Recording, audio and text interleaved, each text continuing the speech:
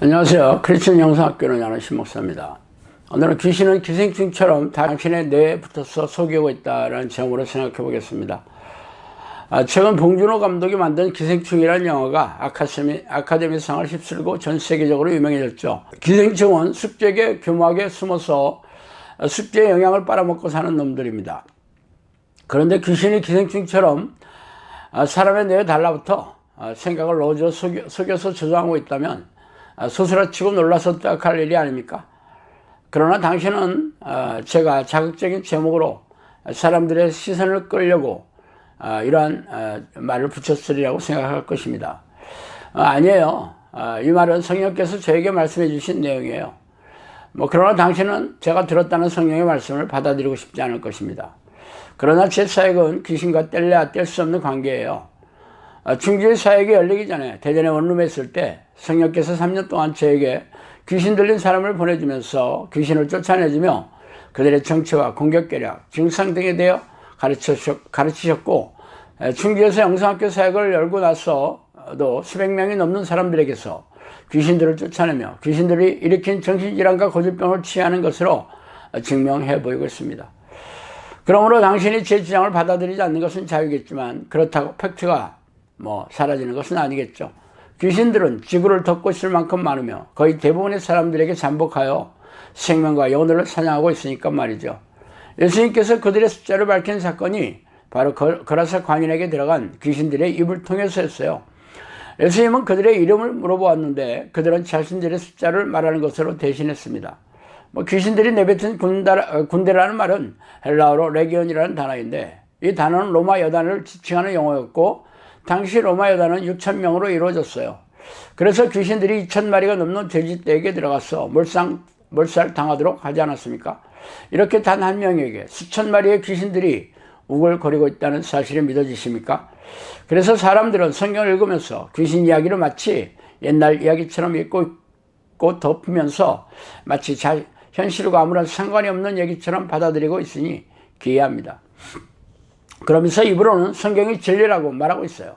이렇게 모순된 신앙을 가지면서 천국에 가는 믿음이 있다고 여기는 것 자체가 코미디가 아니고 무엇이겠어요. 그래서 말인데 당신이 진리라고 믿고 있는 성경에 있는 귀신 이야기조차 믿고 싶을 생각이 없는데 제가 성경의 근거가 아니라 제 경험을 말한다면 당신이 받아들이겠습니까? 그래서 당신이 믿든 안 믿든 성경에 나오는 귀신 이야기를 저도 할 수밖에 없어요. 귀 있는 사람들은 듣기 마련이며 들을 귀가 없는 사람들은 제가 무슨 얘기를 하더라도 믿고 싶지 않을 테니까 말이에요. 구약에서 귀신 이야기를 가장 신랄하게 하는 사건이 바로 사울 왕에게 붙은 악신이죠. 사울의 증세는 강박증과 정신분열 증세였어요. 그래서 다윗을 죽이려고 혈안이 졌으며 자신의 머리에 악한 영이 타고 앉아 조종하는 대표적인 사례였어요. 그러나 이스라엘 초대왕이자 한때는 하나님의 총애를 받던 사람에게 귀신들이 머리를 타고 앉아 조종하고 있다는 것을 어떻게 믿겠습니까? 그러나 이 사건은 제가 지어낸 얘기가 아니라 성경에 유명한 사건입니다. 그렇다면 성경에서 귀신들이 뇌를 장악하고 속이는 사건을 구체적으로 살펴봅시다. 마귀가 벌써 시몬의 아들 가룟 유다의 마음에 예수를 팔려는 생각을 넣었더라. 요한복음 13장 2절입니다. 예수께서 대답하시되 내가 떡 한 조각을 적셔서 주는 자가 그니라 하고 곧 한 조각을 적셔 가룟 시몬의 아들 유다에게 주시니 조각을 받아놓고 사탄이 그에게 들어간지라. 요한복음 13장 26절 27절입니다. 예수께서 대답하시되 내가 너희 12를 택하지 아니하였느냐 그러나 너희 중에 한 사람은 마귀니라 하시니. 요한복음 6장 70절입니다. 이 내용은 당신이 교회에서 거의 들어보지 못한 성경의 말씀이에요. 이 사건이 12제자 중에 한 명에게 나타났으며 예수님도 이 사실을 잘 알고 있었는데 왜 이렇게 되었는지 딱하지 않아요? 그래서 이 사건의 기본적인 사실을 언급한 구절을 제가 말씀드린 거예요. 이 사건의 시작은 마귀가 가룟 유다의 머리를 타고 앉아 뇌를 조종하여 예수를 팔려는 생각을 집어넣음으로 시작하고 있습니다. 그러나 가룟 유다는 이 생각이 마귀가 넣어줘 조종하는 생각인지 꿈에도 몰랐겠죠. 그래서 예수님이 십자가에서 돌아가신다는 말에 실망과 분노에 가득 차서 스스로 예수님을 팔아넘길 생각을 했다고 여겼을 것입니다.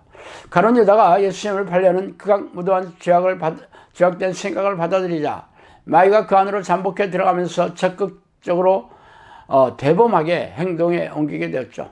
그러자 예수님이 가룟 유다를 제자로 여기지 않고 마귀라고 부르는 사실을 주목해 보세요. 마귀의 말을 듣는 사람들은 아무리 12제자로 부르셨더라도 마귀의 종이자 마귀와 같은 신분이 되는 것입니다. 예수를 파는 유다가 대답하여 이르되 랍비여 나는 아니죠. 대답하시되 내가 말하였도다 아니라. 마태복음 6장 25절입니다. 가룟 유다의 뇌에 귀신이 기생충처럼 타고 앉아 조종하자 그는 대범하고 뻔뻔스럽게 그의 계획을 실행해 옮깁니다. 사실 예수님은 사랑하는 12제자 중에 하나인 가룟 유다를 어떻게든 구해내려고 안간힘을 쓰고 계셨죠.